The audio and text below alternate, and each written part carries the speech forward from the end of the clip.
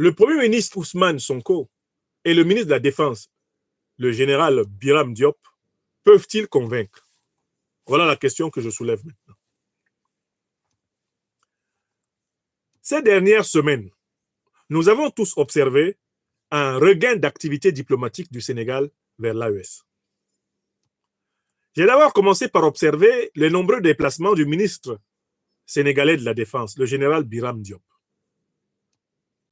Et à l'occasion de la commémoration, de l'inauguration du mémorial du camarade président Thomas Isidore Noël Sankara, le 17 mai 2025 à Ouagadougou, on a vu se mobiliser le chef du gouvernement sénégalais, Ousmane Sonko, qui est venu participer personnellement à cette célébration.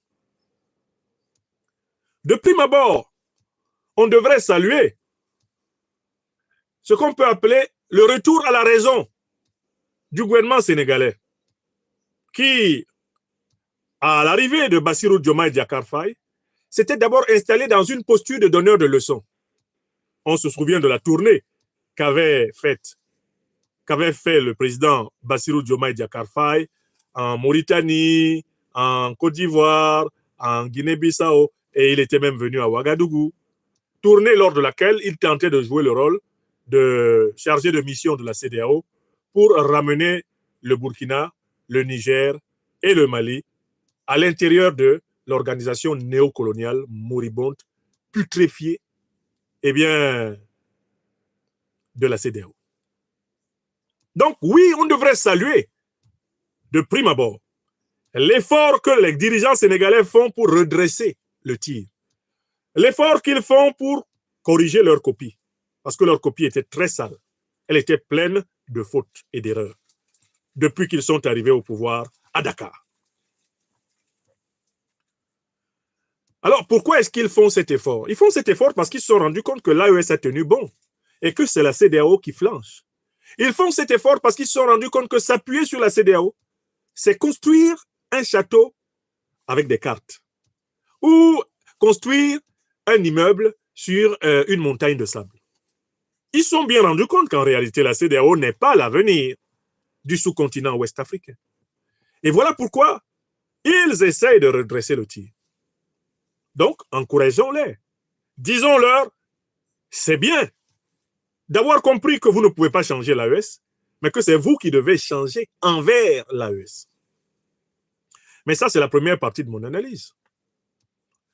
Passons à la deuxième partie. Et la question qui est posée, c'est est-ce qu'ils nous convainquent par cet activisme diplomatique nouveau?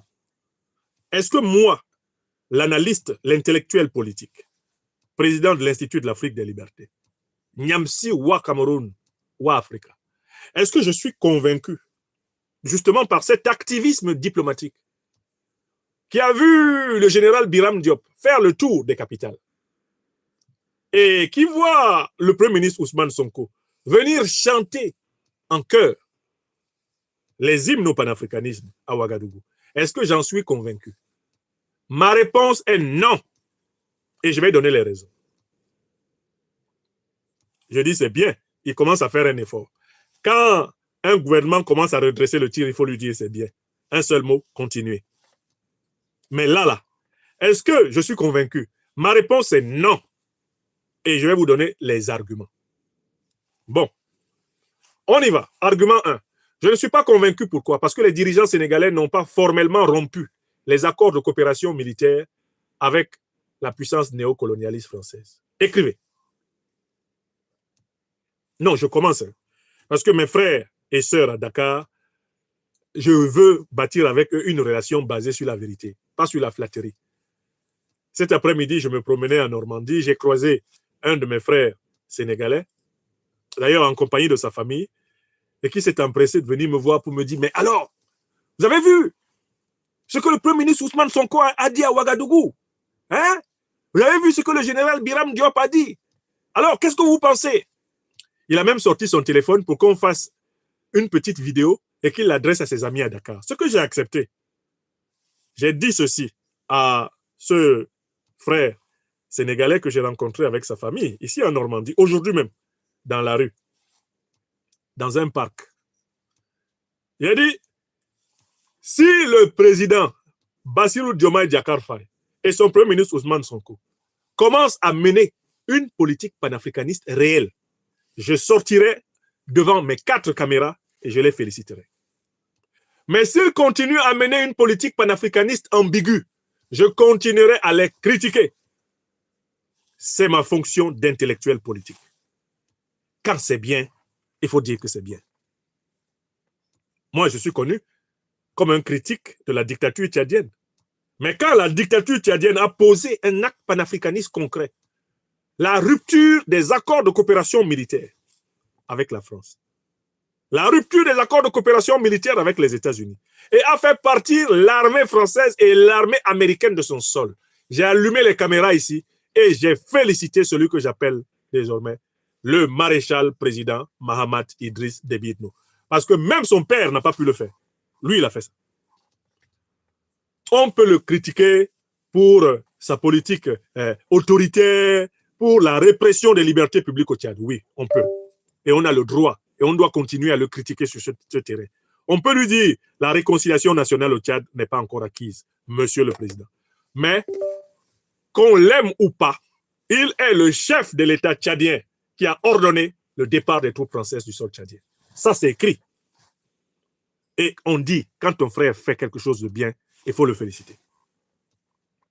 Donc, Sénégalais, le jour où le président Bassirou Diomaye Diakhar Faye et son premier ministre Ousmane Sonko signent la décision de rupture officielle des accords de coopération et de défense avec la France, avec l'OTAN, ce jour-là, j'allume la caméra ici et je mets l'hymne national du Sénégal, je me mets au garde à vous.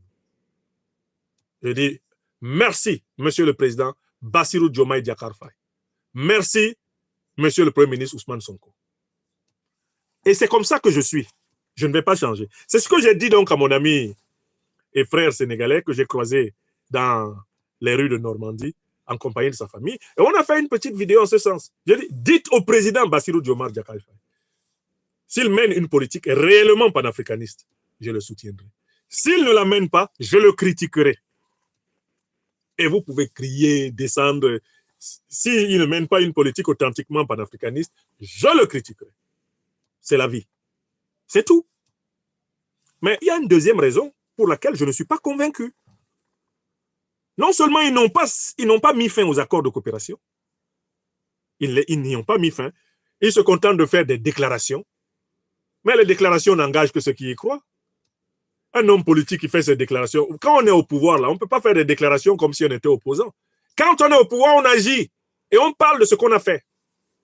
On ne se contente pas de parler. Les plus généreuses déclarations panafricanistes d'un dirigeant africain qui n'a pas rompu les accords de coopération militaire ne sont que des déclarations. Dans ma langue bassa, on appelle ça kumbignon, c'est-à-dire battre la bouche. Kumbignon. Ou bébignon. Battre la bouche. Un dirigeant qui, 1, 2, 3, il voit un micro. Alors, nous ne sommes plus. Non, non. Ça, c'est ce que nous pouvons dire quand nous sommes dans l'opposition. On n'a pas le pouvoir. Quand on est au pouvoir, on fait comme le président Mahamat Idriss Déby Itno. On rompt les accords. Et ensuite, on vient dire, j'ai rompu. Voilà ça. Ça est là. Bon. Maintenant, argument numéro 2. Je ne suis pas convaincu pourquoi. Je ne suis pas convaincu parce qu'il y a eu un épisode qui nous a tous marqués. Et je n'ai pas encore vu une véritable démarcation sénégalaise sur ce point. C'est l'épisode de l'attaque de Tinzaouaten au nord de notre terre africaine du Mali. Moi, je ne vais jamais oublier cet épisode-là.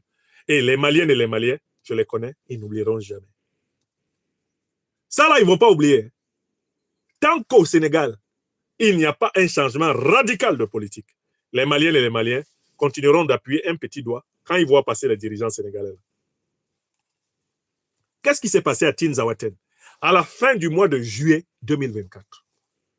L'armée malienne et ses alliés russes ont été attaqués par une coalition composée d'Al-Qaïda, de l'État islamique, soutenue par l'armée algérienne, soutenue par les troupes de l'OTAN et notamment soutenue par l'Ukraine. Comment a-t-on appris la composition de la coalition? Par la bouche des dirigeants ukrainiens. Un haut responsable de la sécurité de l'Ukraine et l'ambassadeur d'Ukraine au Sénégal se sont exprimés publiquement. Ils ont publié une vidéo sur la page Facebook de l'ambassade d'Ukraine au Sénégal, dans laquelle ils ont dit fièrement que l'Ukraine, aux côtés d'Al-Qaïda, aux côtés de l'État islamique, aux côtés de l'armée algérienne, avait participé à l'attaque de Tinzaouaten, qui leur a permis de tuer des dizaines de nos frères, les soldats maliens, et des dizaines des alliés anticolonialistes et anti-impérialistes russes du peuple africain. Quelle a été la réaction des autorités sénégalaises? Elle a consisté uniquement en une réprimande verbale à l'ambassadeur d'Ukraine au Sénégal, coupable pourtant de crimes de guerre, de crimes contre l'humanité, de crimes de terrorisme contre le Mali. Le Sénégal s'est contenté d'une réprimande verbale. Alors que le Burkina Faso, le Niger, rompaient les relations diplomatiques avec l'Ukraine pour soutien au terrorisme, pour participation au terrorisme au Mali, le Sénégal a conservé les relations avec l'Ukraine jusqu'à maintenant. Sénégalais, Sénégalais, ouvrez bien vos oreilles. Vous ne pouvez pas dire que votre activisme diplomatique vers l'AES est authentique alors que vous gardez des relations diplomatiques avec un État qui a avoué publiquement sa participation à une attaque terroriste contre le Mali. Moi, Yamsi Ouah Cameroun, vous ne pourrez pas me convaincre que vous avez changé tant que vous conservez des relations diplomatiques avec l'Ukraine de Zelensky. Est-ce que c'est clair?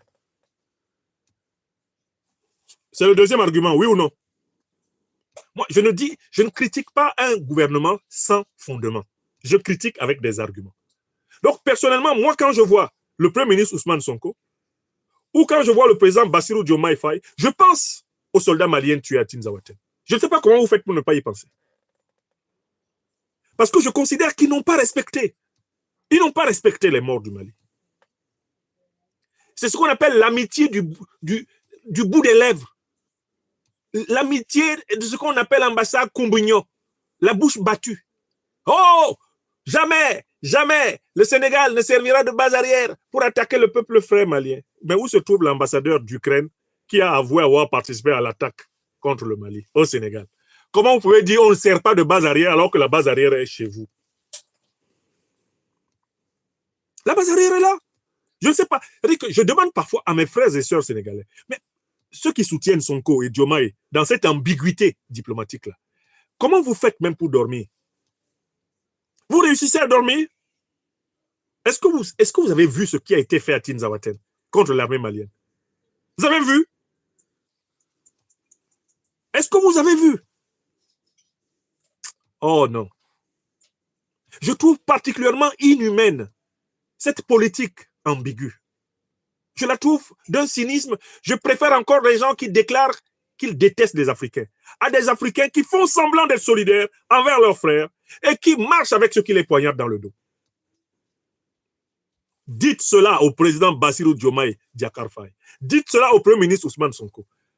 L'Afrique a mal à leur attitude passive envers les Ukrainiens. Et on n'a pas oublié ça. Donc, moi, quand je le vois à Ouagadougou, je le vois sourire, je me demande même comment il fait. Mais je dis, il y a des gens en politique qui sont courageux. Non, il sourit. Il sourit, hein. Et il a ce problème qui n'est pas résolu. Et après, on vient nous dire, ah ben, c'est une question d'autonomie, nous menons notre diplomatie comme nous voulons. Mais si vous menez votre diplomatie comme vous voulez, pourquoi voulez-vous qu'on croie en vous? Pour qu'on croie en vous, il faut que vous meniez une diplomatie qui converge avec nous. Si votre diplomatie ne converge qu'avec vous, pourquoi voulez-vous qu'on vous croie? Pourquoi voulez-vous qu'on vous fasse confiance? On ne fait pas confiance. Troisième argument. Troisième argument extrêmement important. C'est la présence encore très forte, justement, de l'OTAN au Sénégal. On sait très bien que l'OTAN a toujours eu pour ambition, quand elle a créé son commandement sud, l'OTAN a toujours eu pour ambition de multiplier des bases militaires sur le territoire africain. La question est la suivante. Est-ce que le général Biram Diop que nous avons vu, et qui avait commencé à dire qu'on fera tout pour amener, par tous les moyens possibles, le Mali, le Burkina Faso et le Niger dans la CEDEAO, est-ce que le général Biram Diop là est séparé des ordres de l'OTAN? est-ce que ce général-là a été affranchi de son origine dans les officines de l'OTAN, de sa carrière passée dans la cuisse du néocolonialisme français à l'intérieur de l'ONU? Est-ce que ce monsieur-là a été libéré de ça? Parce que quand vous envoyez même Biram Diop, le général, quand c'est lui que vous envoyez en mission au Mali, au Burkina Faso et au Niger, est-ce que vous savez que ça nous fait froid au dos? Nous autres là qui avons étudié la trajectoire de ce Biram Diop, nous qui analysons ses déclarations, ses attitudes, est-ce que vous savez que quand vous envoyez ce monsieur-là, ça nous inquiète encore plus? Moi, personnellement, quand j'ai vu le général Biram Diop au Niger, j'ai eu un sursaut. Mon sang n'a fait qu'un tour. Parce que quand moi je le vois, il incarne l'hypocrisie géopolitique et géostratégique sénégalaise, ce monsieur. Qui peut croire en ce général-là? Avec le positionnement qui a été le sien, les déclarations qui ont été les siennes, et son parcours. Ce monsieur-là qui a dit que lui ne connaissait pas, mais qui ne connaissait même pas les dirigeants actuels du Sénégal, il ne les connaissait pas. Mais qui l'a donc nommé là? Comment on peut nommer quelqu'un qu'on ne connaît pas? J'ai souvent dit qu'au Sénégal, j'ai le sentiment de plus en plus sérieux qu'il y a une espèce de bicéphalisme entre l'aile, on va dire, un peu panafricaine populaire, et puis l'aile néo-France-africaine. L'aile néo-France-africaine, anti-populaire. Ces ailes-là sont présentes dans le régime sénégalais. Et pour moi, le général Biram Diop, il représente l'aile néo-France-africaine, très anti-populaire. Ce type-là, il n'inspire aucune confiance. J'ai toujours pensé qu'un matin, il peut tenter un coup d'État là-bas. Oui! Moi, je n'ai aucune confiance en lui. Aucune. Parce que je l'ai étudié, quoi. J'ai vu sa posture.